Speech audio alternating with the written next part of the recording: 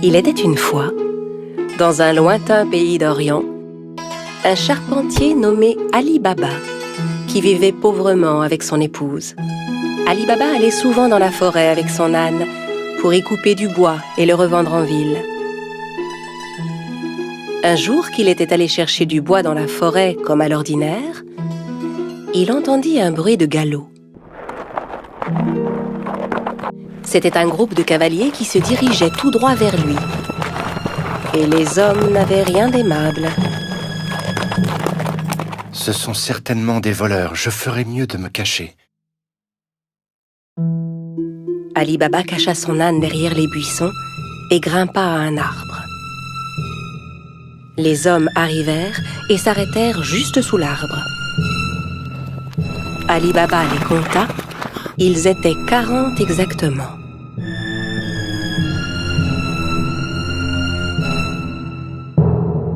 Les hommes déchargèrent les lourds sacs que portaient leurs chevaux. Et Ali Baba comprit alors que ces hommes étaient bien des voleurs.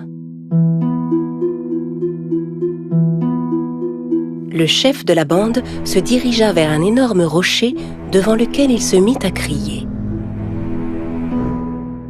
« Sésame, ouvre-toi !» Soudain, il se passa une chose incroyable. Le gros rocher glissa sur le côté comme une porte coulissante, laissant apparaître une grotte. Les voleurs entrèrent un par un en portant leurs gros sacs. Quand le dernier fut entré, la porte se referma automatiquement. Ali Baba était médusé par ce qu'il voyait. Au bout de quelques instants, le rocher s'ouvrit à nouveau et les voleurs ressortirent de la grotte. Quand le dernier fut dehors, le chef se tourna vers la porte et ordonna « Sésame, ferme-toi !» Le gros rocher se referma aussitôt et les cavaliers se remirent en selle et s'éloignèrent. Ali Baba descendit de son arbre et s'approcha à son tour du rocher. Il lança les mots qu'il avait entendus. « Sésame, ouvre-toi !» La porte s'ouvrit dans un grand bruit. Ali Baba entra d'un pas hésitant. Il fut ébloui de ce qu'il vit. La grotte était remplie d'or, d'argent, d'étoffes rares, de diamants et de pierres précieuses. Il regarda autour de lui, ramassa 3 sacs et sortit de la grotte. Puis il se retourna vers le rocher et lui adressa les mêmes mots que le chef des voleurs. « Sésame, ferme-toi !» Il chargea les sacs sur le dos de son âne et rentra chez lui. Arrivé à la maison, il montra les sacs à sa femme. Elle n'en croyait pas ses yeux et pensa qu'Ali Baba avait volé les sacs. « Où as-tu trouvé tout cet or ?» Ali Baba lui raconta alors tout ce qui s'était passé. Elle était si heureuse.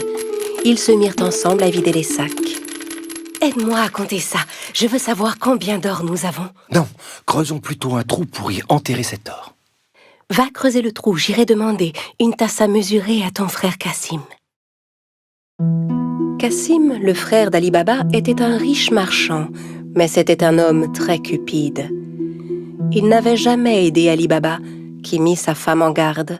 « Très bien, mais ne lui parle surtout pas de l'or. Personne ne doit savoir. » La femme se rendit chez Cassim pour lui emprunter une tasse à mesurer. Sachant qu'ils étaient très pauvres, Cassim lui demanda « Que veux-tu faire de cette tasse? Tu n'as pas d'argent à mesurer ?» La femme inventa alors un mensonge. Bien sûr, Cassim n'en crut pas un mot. Il mit discrètement un peu de miel sous la tasse avant de la confier à l'épouse d'Ali Baba. La femme rentra chez elle avec la tasse et commença à mesurer l'or. Puis quand ils eurent compté tout leur or, Ali Baba alla l'enterrer dans un grand trou. Quand tout l'or fut bien enterré, la femme d'Ali Baba rapporta la tasse chez son beau-frère. Elle n'avait pas remarqué que de l'or était resté collé sous la tasse. Quand Cassim reprit la tasse, il vérifia aussitôt dessous. En voyant que de l'or y était collé, il fut stupéfait.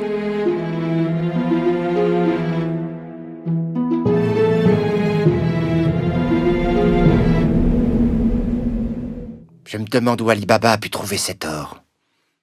Cassim ne put pas dormir de la nuit. Le lendemain matin, il se leva et se rendit directement chez son frère Ali Baba pour lui montrer l'or collé sous la tasse. Ali Baba, d'où vient cet or? Je croyais que tu étais pauvre. Où l'as-tu trouvé? Ali Baba lui raconta tout et le pria de n'en parler à personne d'autre. Si tu ne me dis pas où se trouve cette grotte, je dirai aux voleurs ce que tu as fait. Mais, Cassim... Ali Baba savait que Cassim ferait ce qu'il disait. N'ayant pas d'autre choix, il conduisit son frère à la grotte. La grotte est juste derrière ce rocher. Maintenant, allons-nous-en d'ici. Les voleurs ne vont pas tarder à revenir. Ali Baba et Cassim rentrèrent chez eux, mais Cassim ne cessait de penser à la grotte. Il prit 2 chevaux avec lui et retourna à la grotte aussitôt. Arrivé devant l'entrée, il récita les mots qu'Ali Baba lui avait indiqués. « Sésame, ouvre-toi » Le gros rocher se mit à bouger et la grotte s'ouvrit. Cassim n'en croyait pas ses yeux.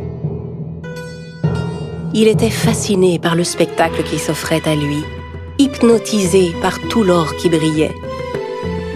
Le plus vite possible, il commença à remplir les sacs qu'il avait apportés avec tout l'or qu'il pouvait. Quand tous ces sacs furent pleins, il retourna vers la sortie.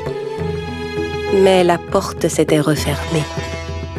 Et malheureusement, il avait oublié les mots qu'il fallait dire. Il essaya toutes sortes de formules pour ouvrir la grotte. « Porte, ouvre-toi Rocher, ouvre-toi Grotte, ouvre-toi » Mais quels que soient les mots, la porte restait fermée. Cassim commença à paniquer. Il chercha une autre porte, mais n'en trouva aucune. Au bout d'un moment, les voleurs revinrent à leur grotte. Quand ils virent les chevaux de Cassim, ils se méfièrent et sortirent leurs épées. « Sésame, ouvre-toi »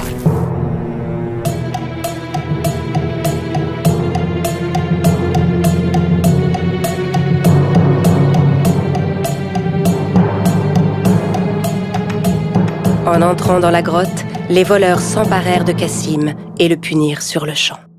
« Alors c'est donc lui le voleur qui nous a volé notre or » À la nuit tombée, ne voyant pas revenir Cassim, sa femme commença à s'inquiéter. Elle courut chez Ali Baba pour lui demander son aide. Ali Baba aussi était inquiet pour son frère.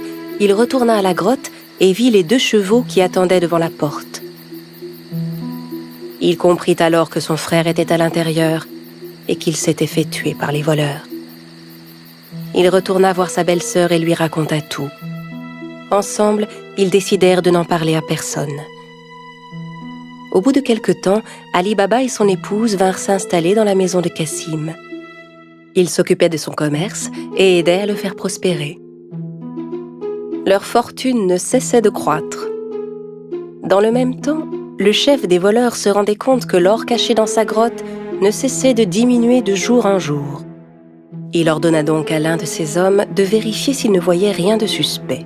« Va en ville, cherche s'il n'y a pas quelqu'un qui serait devenu soudainement riche et dépensier depuis quelque temps. » En se promenant dans les rues du marché, l'homme vit Ali Baba qui payait ses achats avec de l'or. Il le suivit jusque chez lui. Quand Ali Baba entra dans la maison, le voleur marqua sa porte. À la nuit tombée, la femme de Cassim sortit pour donner de l'eau fraîche aux animaux. C'est alors qu'elle remarqua la marque qui était sur sa porte. Elle comprit que la marque n'annonçait rien de bon. Elle prit un pot de peinture et marqua toutes les portes du voisinage. Au petit matin, les 40 voleurs arrivèrent pour retrouver la maison d'Ali Baba. Incapable de distinguer la maison parmi toutes celles qui portaient des marques, Ils furent contraints de repartir. Mais le chef était bien décidé à retrouver Ali Baba. Il se déguisa et alla rôder du côté du marché. Il finit par retrouver Ali Baba et le suivit jusque chez lui. Quand il frappa à la porte, Ali Baba vint lui ouvrir. « J'ai fait un long voyage. J'ai rapporté des jarres d'huile d'olive. On dit que vous êtes le marchand le plus riche de la région. Peut-être voudriez-vous en acheter ?» Ali Baba invita le chef des voleurs à venir dîner le soir même, pensant avoir affaire à un marchand. Le voleur apporta avec lui 40 jarres d'huile d'olive chez Ali Baba. Ali Baba avait demandé à ses servants de préparer un bon dîner pour son hôte. Ali Baba proposa à son invité de passer la nuit chez lui, ce que, bien sûr, il accepta sans hésiter. Tandis qu'Ali Baba et le voleur étaient attablés pour dîner, la femme de Cassim voulut s'approcher des jarres d'huile d'olive pour voir. C'est alors qu'elle entendit des bruits étranges. « On sort maintenant ?»« Non, pas encore. » En entendant que c'étaient les voleurs qui étaient dans les jarres et non pas l'huile, elle comprit que c'était un piège. Elle alla aussitôt à la cuisine pour faire bouillir de l'huile. Puis elle revint verser de l'huile bouillante dans chacune des jarres. Les voleurs ébouillantés s'efforçaient de garder le silence.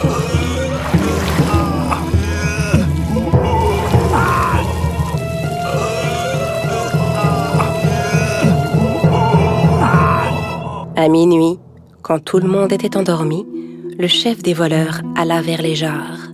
« Vous pouvez sortir maintenant. » N'ayant aucune réponse, il appela à nouveau. « Les gars, vous dormez ?» N'entendant à nouveau aucune réaction, il décida d'ouvrir les jarres et fut terrifié de ce qu'il vit.